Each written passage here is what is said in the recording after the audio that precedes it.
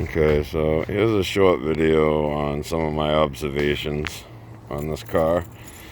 Um, it's pretty much unchanged since the day I got it, minus the fuel injectors. I had to put new fuel injectors in it when I got it, and somebody had attempted to put a fuel pump in it and cut a hole in the floor in the back, and I just finished the job. If I don't sell the car, I'm hoping to, be able to restore it and fix all the body work, and that hole in the floor in the back will be one of the things. But my observations are, somebody either in the early 2000s or the 90s did a bunch of work on this thing. I gotta run a power washer or something to try to clean off the numbers on the back and front of the block. Not sure if this is the original motor.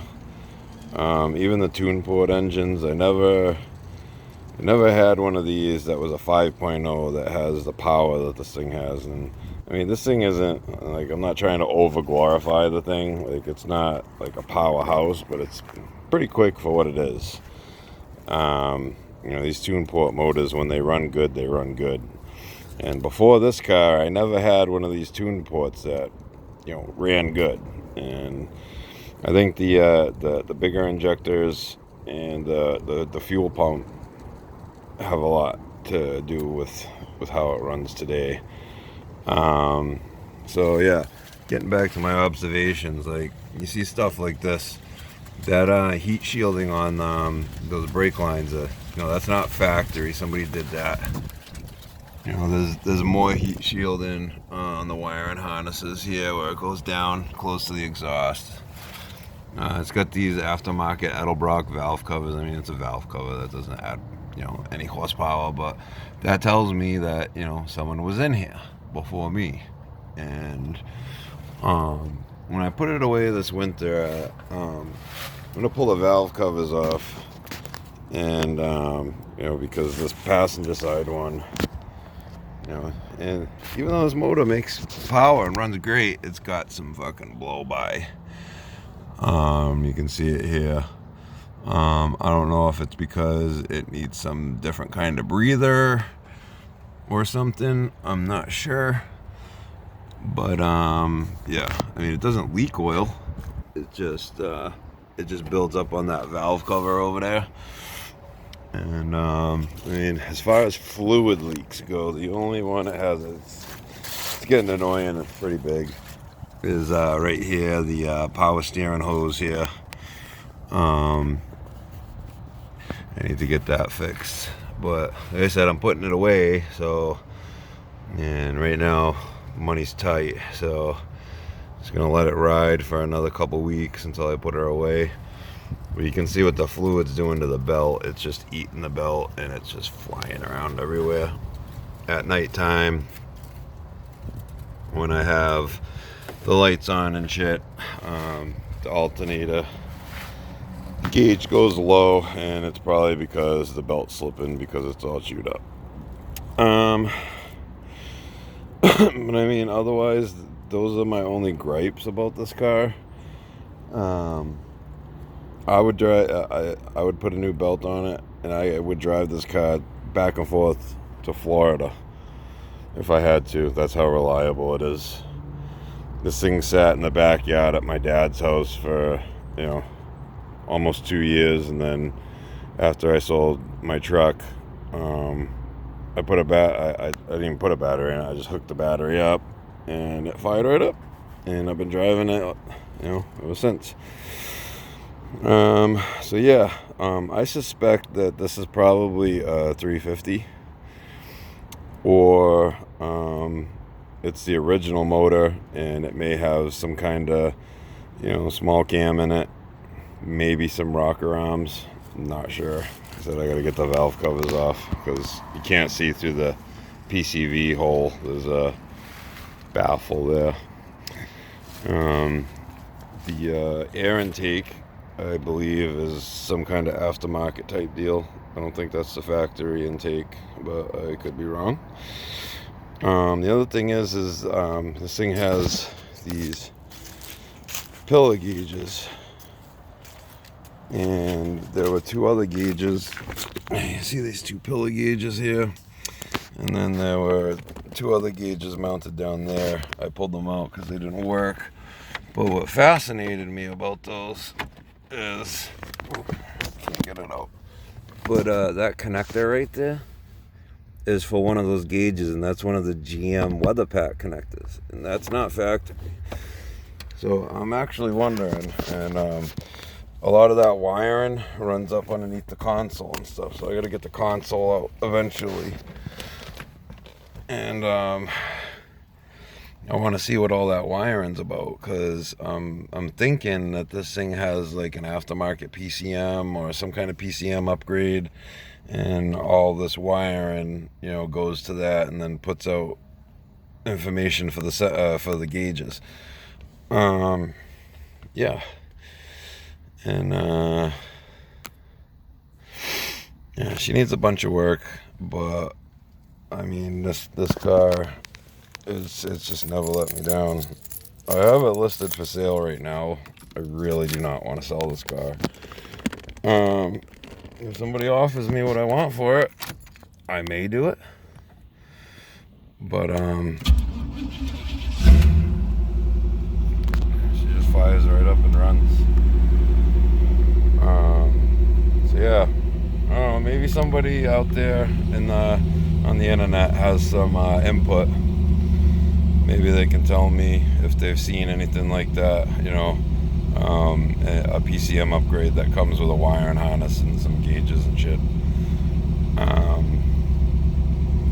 But yeah, this is it was supposed to be a quick video, but it not so quick anymore. Oh, and the other thing about this car, if anybody knows me for any length of time, I used to have an IROC, and I ran the exhaust the same way. It's just it's a catback dual muffler for a pickup truck. You can see right there, it just goes in and then out the two pipes.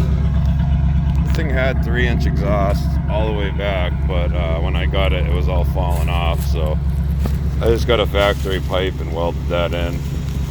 It's got an aftermarket Y pipe on it from the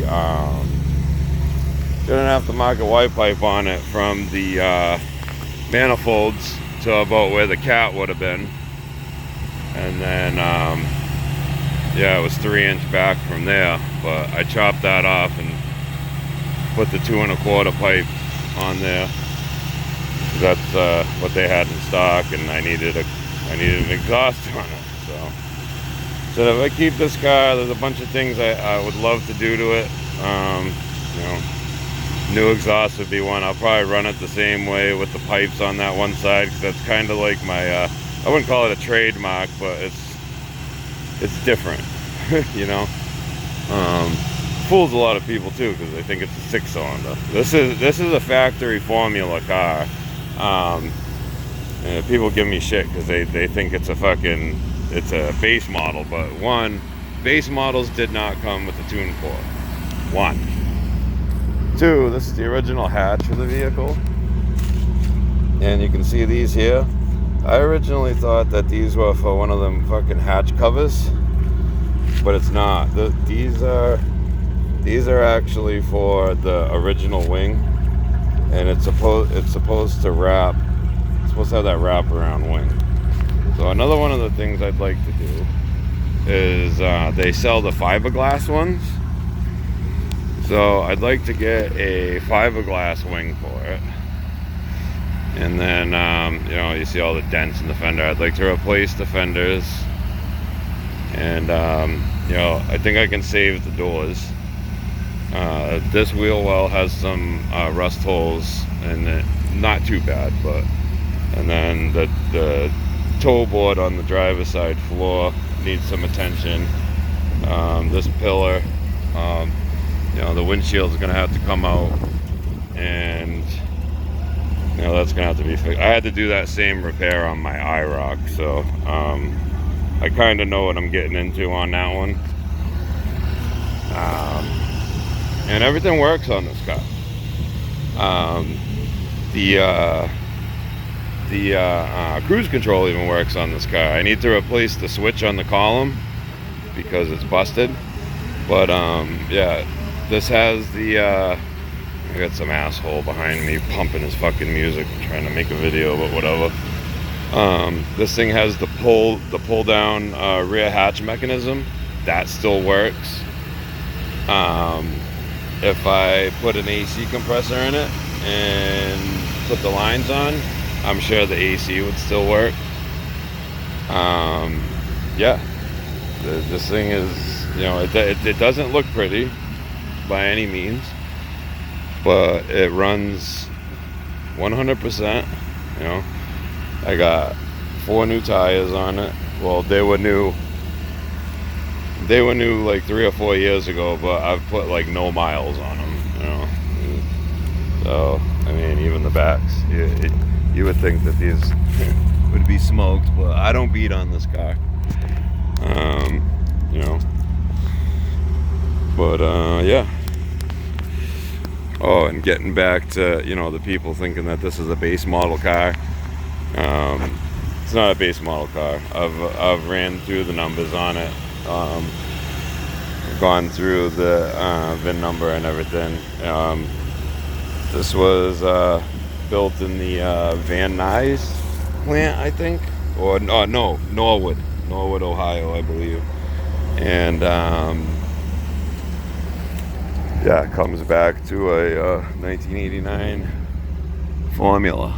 You know, I got all the information for it, so yeah, roast me up if you want. But you know, she's not the cleanest in the world right now because I daily this car and I work out of it and shit. But you know, it's not too bad. I love this car, and I'm probably gonna keep it.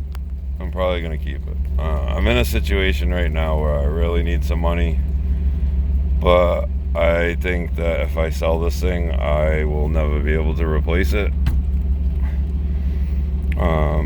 Because I'm just not rolling in dough, and you know, it is what it is. You know, everybody's going through it right now. But after everything, I've always had this car, and this car has always had my back. So I feel like I owe it to at least do something to, you know, pretty it up. Maybe if I sell it down the road, you know, and get more money for it. But because my ultimate goal is, you know, if things change, I want that 70, 71, 72 Firebird, Formula, Trans Am, whatever. Ultimately, I'd like a Brewster Green Trans Am with 400 or 455. Definitely a 4-speed, hopefully.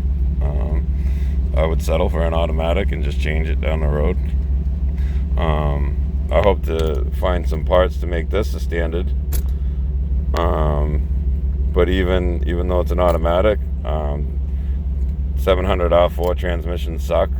But this one I think has a shift kit in it and some work done to it because it shifts proper. It's getting a little bit lazy this past year. It's starting to feel a little lazy. I'm sure it has some miles on it. You know, the odometer quit rolling at 180, 802. So it's well over 200,000 miles on this car. And yeah. So yeah, that's my quick observations. You know, turned into a almost 15-minute video. But yeah. Tell me what you guys think. And you know, if you got a project out there, you know, don't get discouraged. Just keep on rolling. You know, fucking. If it sits for a while, it sits for a while. You know, as long as you run it every now and then and keep it clean and keep the shit off of it, you'll get to it. Just hopefully you don't end up in a spot like I'm in and you're considering selling the damn thing, you know. Well, that's it for me. Take it easy.